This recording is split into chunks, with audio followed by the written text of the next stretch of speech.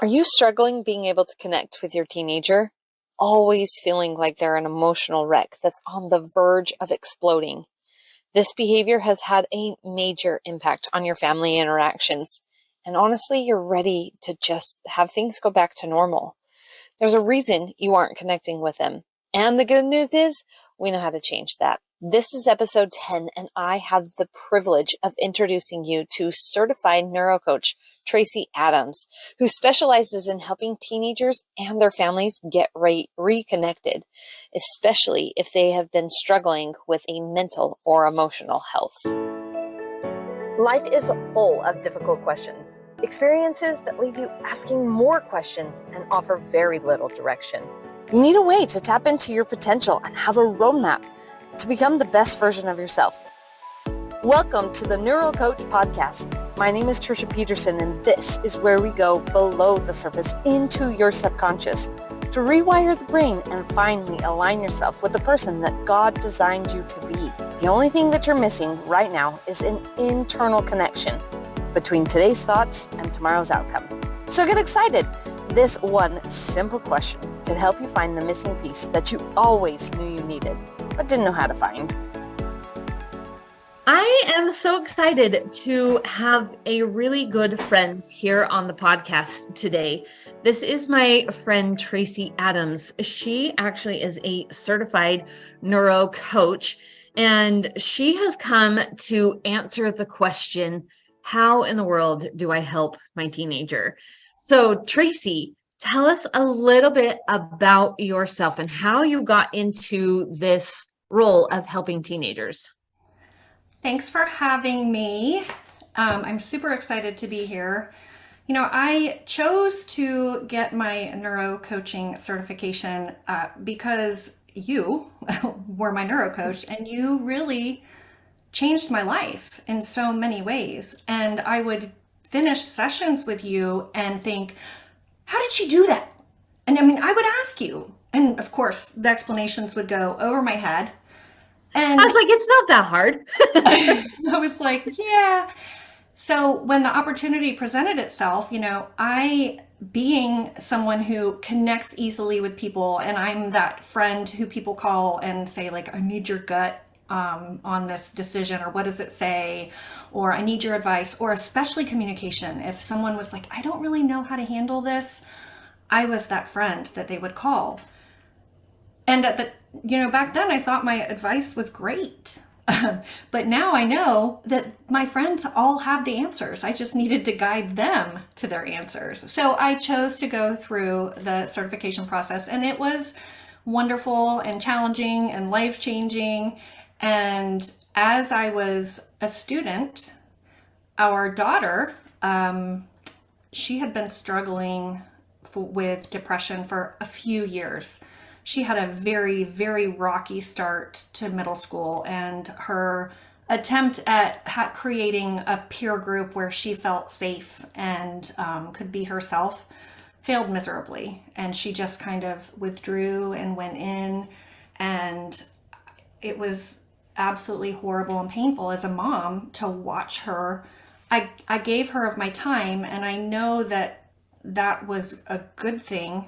I just didn't know what I was doing. And we tried counseling, and we did acupuncture, and, you know, we moved. So when we moved, that kind of shifted the energy a little bit, and she started off strong, and then we went downhill again. And learning some of the concepts that I learned as a neuro coach, I started to teach her and apply them to not only how I interacted with her and how I parented her, but also how I was her friend. Because when your child doesn't have a peer group, then you fill that role until you don't need to. Is it ideal? No. But I don't want to know where she would be today if I hadn't been willing to step into that space. Right, because you were willing to show up for her in the way that she needed, but couldn't find outside of the home. Exactly. You know, Kids want so badly to feel approved of and like they belong, and that, you know, who they are is okay. And I was able to do that. And then once I learned some of the principles and started having her also work with a neurocoach, she really started to emerge more as herself. And, we've had dips. I remember she had a really bad day. This was several months ago, but I'll never forget it because she had a really bad day, and it triggered me because I don't want to go back to what it was like before. And so I kind of freaked out because she didn't want to talk to me, and she doesn't ever not want to talk to me typically. So what did I do? I acted like most of my parents would that I coach, and I kind of freaked out. And so I said to her a couple hours later, I went in her room and I was like, I owe you an apology. She's like, no, you don't. And I was like, yeah, I do. She's like, why? I said, because you're allowed to have a bad day. Yeah. Without me freaking out on you. And she goes, oh, you do owe me an apology. I was like, I know, I just apologized. Well, and that's one thing with teenagers is as they're going through all of these changes, not even just like in schools and all of these things, but their emotions are changing. They have really big emotions, and they don't always know how to handle those emotions. And so we, as their parents, get to model what that looks like. And most parents aren't aware enough to be able to go in and feel like I have to apologize because I didn't manage my own emotions the way that I needed to, right? Oh, and I mean, most parents don't know how to manage their emotions. Right. I've worked with many adults that, they may have like 3 top emotions that they identify with, but when you really start to dive in, that's not really what they're feeling. It's just kind of their default. Right. So what is the role that emotions play as these young adults are going through these teenage years? How do those emotions play into all of this? So I am from Florida, and we get a lot of hurricanes. And when I think about what a teenager's brain goes through as they start to transition from childhood into adolescence, we as parents don't get the memo. And the changes the way that I've come to see them, they assimilate like a category 5 hurricane. They come in and they're strong, and emotions really come from that primal part of the brain that where our fight or flight lives. Right. And it takes somebody who's really mature or who has practiced to realize, okay, hang on a second, I also need to use my brain. Like, I need to think. Right. And so the role that emotions play in teens is ginormous. It's huge because, as they don't get their needs met, whether it's emotional or mental, whether it's maybe they're eating something that is causing, you think about a toddler or a childhood age kid who, like, the parents are like, no red food dye. My son was one of them. And we could tell, like, if he had something like that. But you never know, like, if it's something that they're eating, but all they know is that they've got turmoil going on inside of them. They don't know why. They don't know how to manage it. They don't know how to express it. So when you have a teenager that has all of these really big emotions and they don't even know how to recognize it in themselves, what can these parents do? It's really hard for the parents because they want to go into fix-it mode. I mean, fix-it mode was my favorite place to be before I became a neurocoach. You got a problem? I'm going to fix it. You're having issues with a friend? Let me tell you what to do. You don't know how to respond to this girl? My son would ask me because, he had a crush on somebody. I'd be like, let me see. But parents can't go into fix-it mode. What they need to do is recognize, like, they're having this strong response for a reason. So instead of the parent also going into fight or flight, which I've done, I just mentioned before, like, I owed my daughter an apology because she had a bad day and I freaked out. Yeah. But they need to stay curious. Like, wow, that was a really crazy response from my kid. What's going on? And then they need to learn how to communicate with their kid in a way that their teen, in a way that the teen feels safe. And this takes time. It doesn't happen overnight. They need to learn that, these teenagers, well, their world is nothing like what we grew up in. Right. I didn't have my first iPhone until my daughter was like 3. And now teenagers are glued to their iPhone. Yeah, they have the world at their fingertips. And even if you put, restrictions on their phones, their friend at lunch might not have them. And so they grow up a lot faster than we did. And we can't really truly understand that. So a little tip for you is like, don't try and compare your upbringing to your kids, because that just doesn't work anymore. It's just way too different. Right. Staying neutral, and trying to stay in the reasoning position of like understanding your child doesn't normally talk to you this way. What's the real problem here? And then have them talk to you and be. I like I say to our son, who is in college now, I tell him, like, I'm your side mama, your side woman, your wing woman. Like, I'm here if you need to talk. If you want advice, I'm happy to give it to you, but I'm not going to just listen to you and then tell you what to do. Right. Because that's not my role anymore. Right. There's not really a teenager out there that wants their parent to tell them what to do. Right. So teenagers are a unique stage of life where really you get to still dictate what happens, because they're really not old enough to do that on their own, but they don't want to hear it. And so it's trying to figure out how to manage both sides and give them the freedom and the flexibility to explore their world, but also guiding them along the way as well.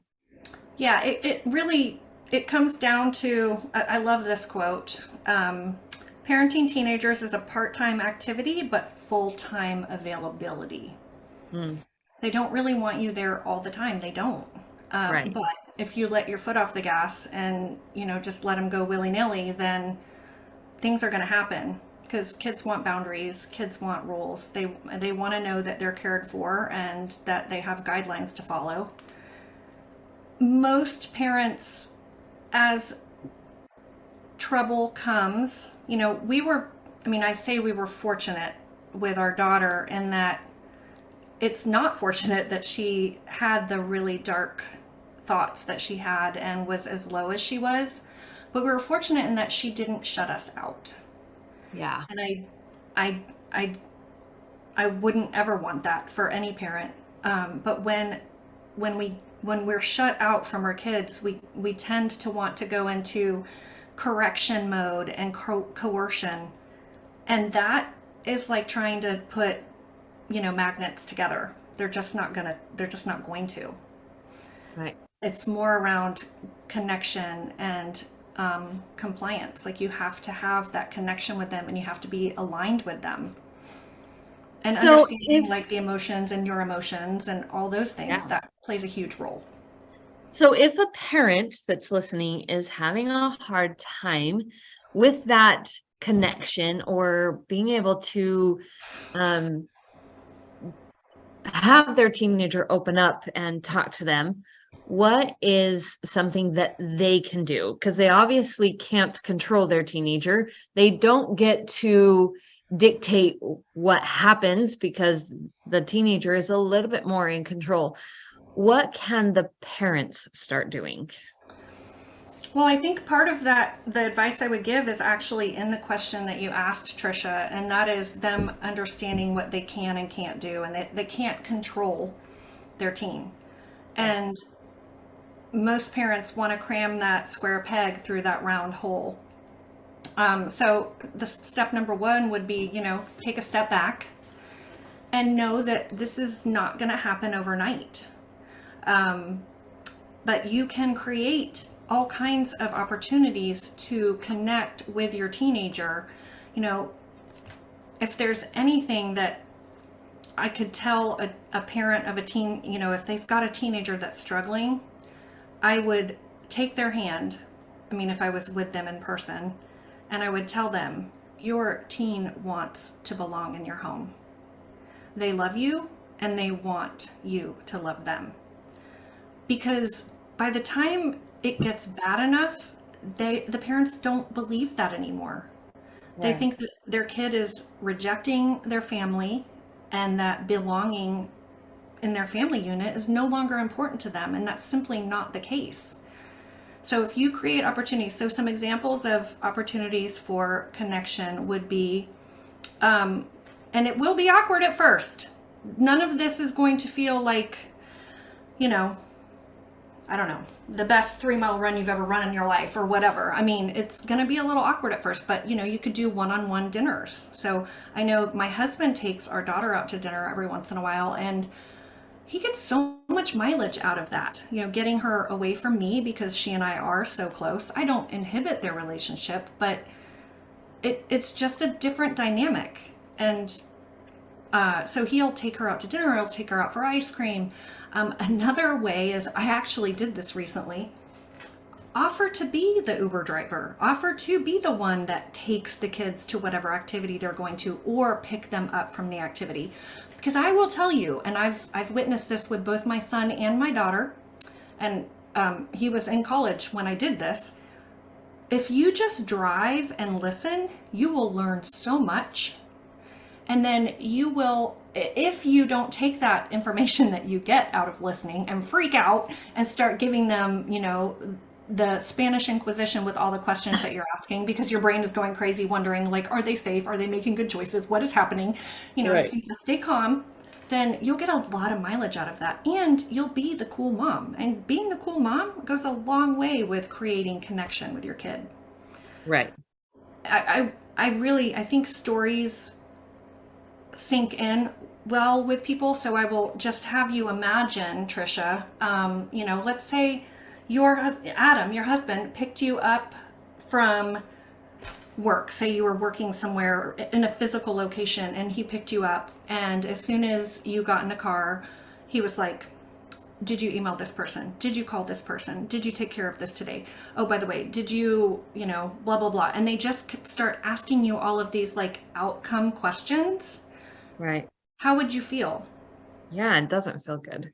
No, you'd be very defensive, but that's what parents do with their kids. Did you, how'd you do on your test? Have you done your homework? Have you made your bed? Have you cleaned your bathroom like so-and-so asked you to? Have you? And they're just like, ugh, like I just got home from school. Right. So coming up with ways to ask them about their day. Here's an example. I know that someone from one of the higher ups at my daughter's high school was fired this week for some nefarious activity. And so when she came home the next day, I was like, so what's the latest juice on the administration? And she talked my ear off for 20 minutes. What parent wouldn't want their kid to talk their ear off for 20 minutes? Right. Well, a lot of parents wouldn't, but that's a loaded question. Right. So I think the thing that we're learning from all of this is you can be that cool parent, we'll say. You can be that person that shows up that way, but it's not a one-sided street. It's not just your teenagers that have to change. You have to know how to stay level-headed and stay cool in all of the things that you're doing so that you are able to show up for them that way, right? Oh my goodness, yes. And this is probably the largest speed bump that a parent is going to go through when working with me. I would say that for the parents, because the teens need something completely different, and I'm happy to talk about that as well, but one of the biggest speed bumps that parents go through is understanding that this is not a one-sided street. Their teenager does not need to be, quote, fixed, but that the entire family has a broken link. And both parties are contributing to this, what now they're now looking at like a problem. If someone is looking to me to work with both their teenager as well as their family, then there's a problem. And yeah, the teen might be the one that's making the really bad decisions, whether it's, they're not communicating, or they're being sneaky, or they're lying, or they're breaking the law, or even little law. Like, there are no laws that are little, but you know what I mean. Right.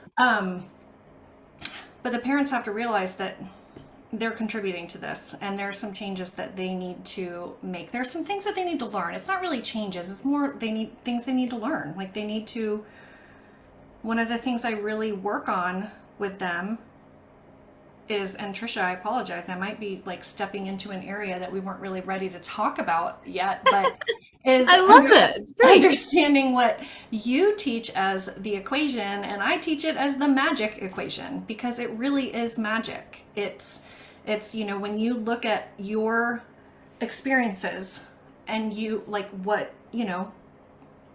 life throws your way, and then you look at what your thoughts and your feelings and your beliefs are, and how you react to what life throws your way. Right. That is your outcome. And that we have a whole lot of power in changing the outcomes.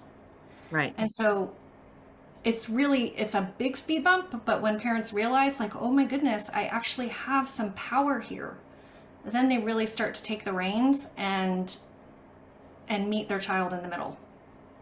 And I think that is perfect, because it's not easy. And I don't think anything about being a parent is really easy. But when we can step back and recognize if there's a problem in the home, that it's probably being contributed to by more than just one person. There's a few people here at play, and maybe there's something that I am adding to this that's making it difficult. And when we understand that equation, when we understand I can't change my teen's behavior, but I absolutely have every bit of control over how I show up and how I react and how I believe they are acting and why I believe they're acting that way. And we look at those things that we've already talked about here on the podcast in the equation, that is going to help us gain the most traction in helping our teenager. So I love that, Tracy. Thank you for pulling all of that together and helping us see that there's a lot of work on both sides that needs to be done, really, to be able to help our teenagers. Oh, I mean, I think about the adult temper tantrums that I used to have prior to becoming a neurocoach, before I actually became more self-aware and, aware of my thoughts and my feelings and how the actions that I was choosing to take, because they were my choices. Right. And, kids, they don't listen to what they say, we say, they watch what we do. Right. And as I started to calm down and be more reasonable, so did my kids. Yeah. And now they don't freak out about having to tell me something. And if they're freaking out, we have a deal. They say, Mom, I'm kind of nervous to tell you this. And I'm like, okay, I'm putting my reasonable hat on. And even if I'm freaking out on the inside, I work very hard to just stay curious and hear them and listen to them. That's awesome. Well, I'm so glad that you were able to take a little bit of time to come and hang out with us today on the NeuroCoach podcast. So thanks for joining me. It's been my pleasure. It's my turn to give back.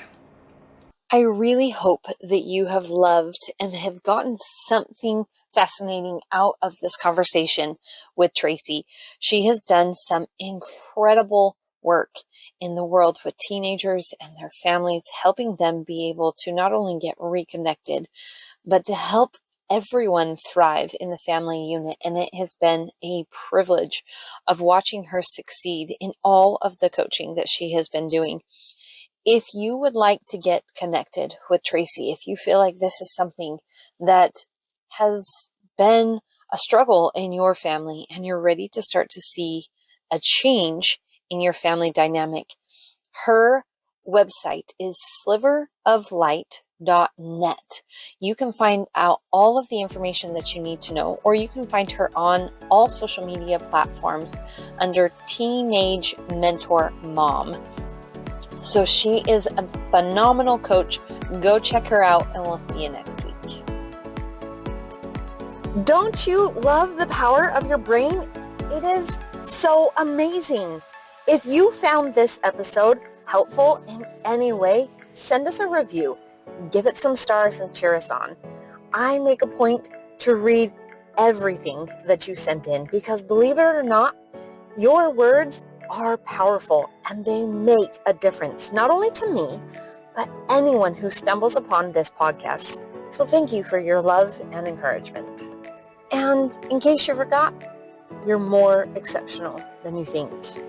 You're stronger and braver than you allow yourself to feel. And what you are contributing right now means more to the people in your life than you will ever know. Today's going to be a great day. So thanks for diving in deep with me. And I'll see you next week on another amazing episode of the NeuroCoach podcast.